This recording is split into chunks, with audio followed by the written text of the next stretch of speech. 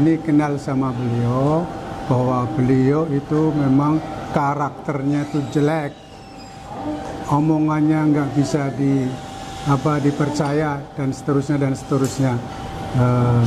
Beliau sangat geram sama Yusuf Mansur dan ingin meninju kalau umpamanya ketemu, karena dari dulu sampai sekarang itu janji-janji mau ketemu tapi nggak pernah ditepati oleh Yusuf Mansur. Selalu lincah dia itu mengelak dan mengelak. Karena itu sekali lagi tunjukkan karakter baikmu.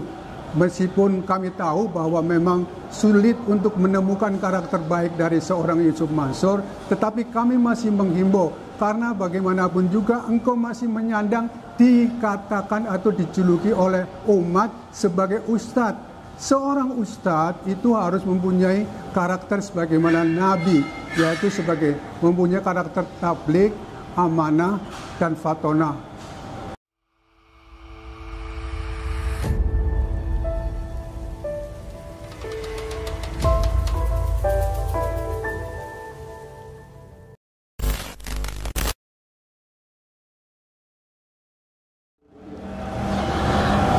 Assalamualaikum warahmatullahi wabarakatuh. Hari ini baru saja kurang lebih 15 menit yang lalu saya keluar dari ruangan mediasi Pengadilan Negeri Jakarta Selatan dalam perkara saya menggugat Yusuf Mansur dan kawan-kawan. Hari ini sudah dilakukan mediasi sebagaimana sidang-sidang kemarin, bahwa kuasa hukum daripada Yusuf Mansur dan BMT Darussalam harus diperintahkan oleh mediator untuk membawa surat kuasa khusus yang notaril. Hari ini hanya kuasa hukum Yusuf Mansur yang membawa surat kuasa notaril, kemudian kuasa hukum BMT Darussalam Madani tidak membawa surat khusus, hanya membawa surat kuasa istimewa di bawah tangan, sehingga saya keberatan. Nah, kemudian karena BMT Darussalam itu hanya membawa surat kuasa istimewa di bawah tangan, hari ini dianggap tidak menghadiri mediasi, ya. Kemudian terkait dengan hal tersebut, kemudian mediasi dilanjutkan, bahwa mediator bertanya kepada kuasa hukum Yusuf Mansur apakah ada usulan atau tidak. Mereka mengatakan tidak. Karena ini tidak ada usulan, berarti ini mediasi itu dianggap deadlock, begitu. Karena ini dianggap deadlock, tentu nanti sidang-sidang berikutnya akan masuk materi pokok perkara. Pokok perkara dilanjutkan pemeriksaan pokok perkara, begitu. Itu, Pak. Sebenarnya hari ini itu diharapkan pihak prinsipal Yusuf Mansur maupun dari BMT hadir, Pak? Saya berharapnya begitu, Mas Haji. Jadi prinsipal baik itu pengurus koperasi Darussalam Madani itu harapan saya datang, kemudian Yusuf Mansur juga datang. Kenapa saya harapkan begitu? Karena ini kan sebenarnya merupakan satu kesatuan yang menjadi masalah, sehingga harus kita pecahkan bersama, kita diskusikan, kita musyawarahkan ini masalah ini bagaimana penyelesaiannya, kan begitu.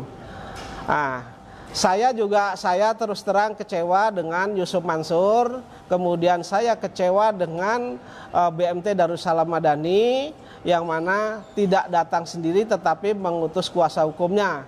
Bahkan yang satu tadi hanya surat kuasa istimewa biasa dianggap tidak hadir, Yusuf Mansur dianggap hadir tapi tidak memberikan usulan penyelesaian. Kenapa saya kecewa? Karena awalnya terjadinya investasi batu bara ini adalah bahwa yang datang pertama ke Masjid Darussalam Kota Wisata adalah Yusuf Mansur, yang mana di sana mempresentasikan bisnis batu bara ini, sehingga jamaah dengan bujuk rayu yang manis dan yang enak-enak itu sehingga menyetorkan investasinya. Kemudian BMT Darussalam itu saya juga kecewa karena BMT Darussalam juga sebagai manajemen fee, artinya mereka yang mengelola atau menerima uang dari jamaah itu kemudian disetorkan kepada perusahaan Adi Partner Perkasa, yaitu tergugat satu, yang mana komisarisnya di sana adalah Yusuf Mansur.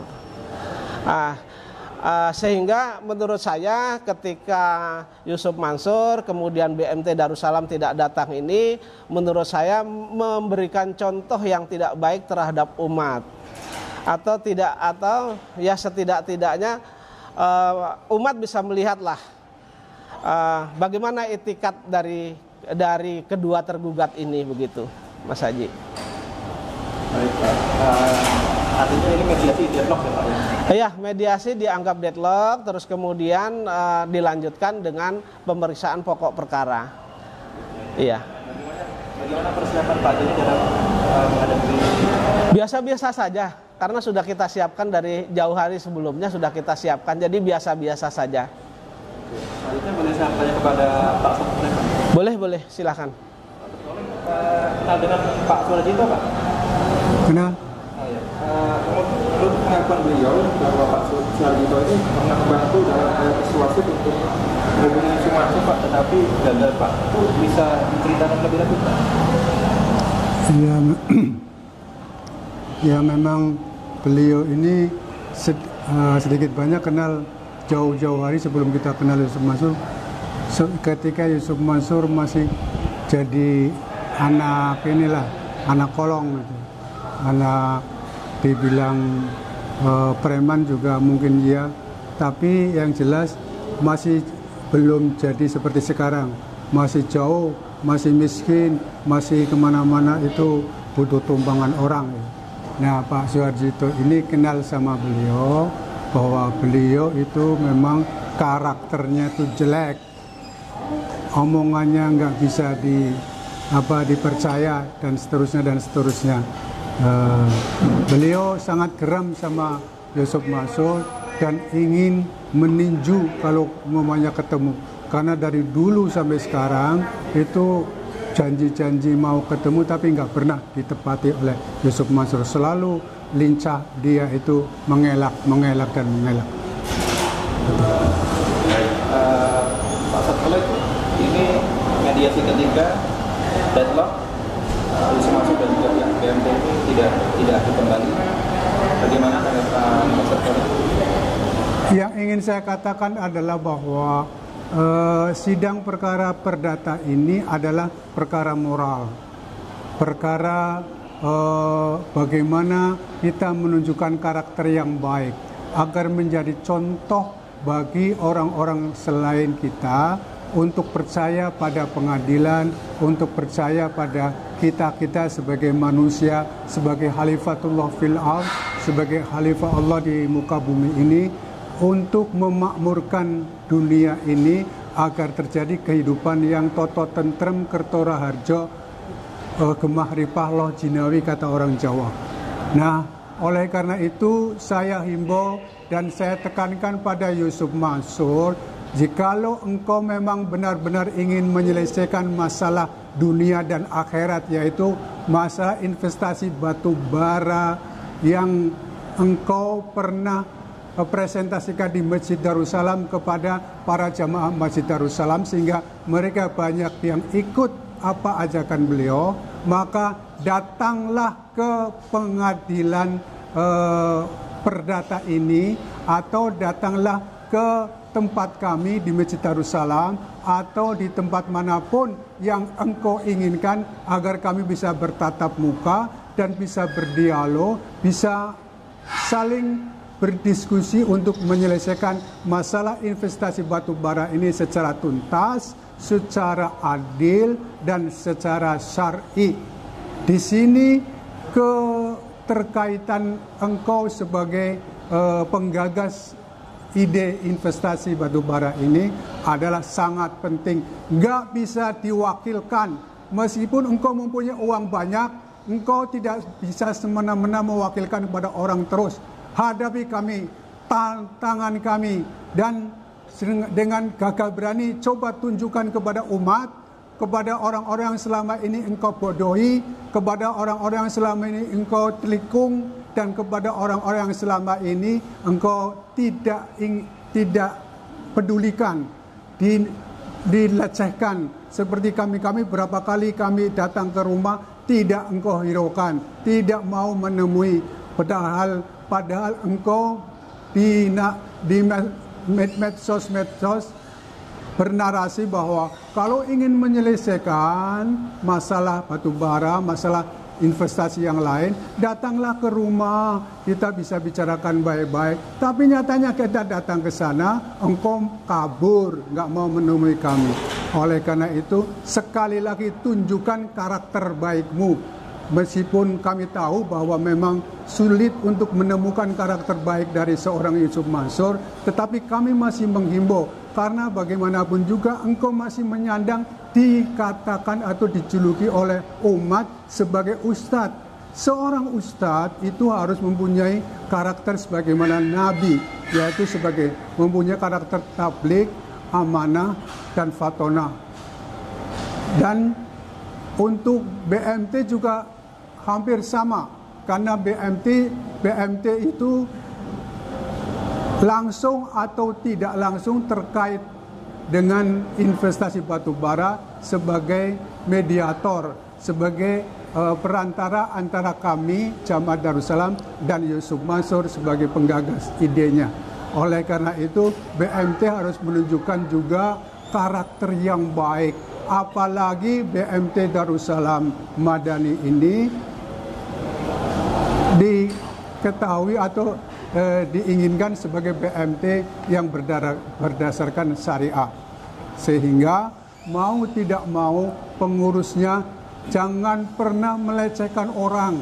Kami sudah datang berkali-kali ke kantor BMT. Ada satu pengurus pun yang mau menerima kami sebagai tamu, apalagi sebagai saudara. Kami sama-sama Jamaah Darussalam, tetapi engkau betul-betul menganggap dan memperlakukan kami secara tidak pantas sebagai seorang muslim, sesama muslim. Oleh karena itu sekali lagi saya tekankan, bersikaplah yang baik sebagai institusi keuangan syariah yang ada di lingkungan Darussalam, agar kami bisa menyelesaikannya secara baik. Data-data yang dikatakan hilang, tolong cari, dan kalau sudah ketemu, bilang kepada kami, kita diskusikan, beri kami itu sebagian data-data tersebut untuk bisa menyelesaikan kami secara tuntas, secara adil, dan secara bijaksana. Tapi untuk Pak Z ini, harapan Pak Z ini pada agenda sidang selanjutnya, dimana akan memasuki gelar pokok perkara ini? Terkait dengan sidang pokok perkara, ya kita ikuti sesuai dengan prosedur saja. Tentu nanti juga akan kami buktikan, tapi sedikit saya bocorkan bahwa berkaitan dengan ini kami nanti setelah nanti masuk materinya itu alat bukti, ya. Setelah sampai dengan alat bukti yang kami ajukan, kemudian saya juga akan minta sumpah penentu kepada pengadilan. Jadi sumpah penentu ini untuk menguatkan bahwa bukti-bukti yang kami ajukan itu benar. Dan kami nanti akan tawarkan siapa yang harus disumpah, apakah kami atau para pihak, baik itu Yusuf Mansur maupun BMT Darussalam. Jadi minta sumpah penentu. Sesuai dengan hukum acara perdata Pak Sudikno, siapa yang berani disumpah, maka hakim berkewajiban mengabulkan terhadap perkara yang orangnya siap disumpah. Karena itu merupakan suatu kebenaran yang tidak bisa diingkari lagi. Itu saja.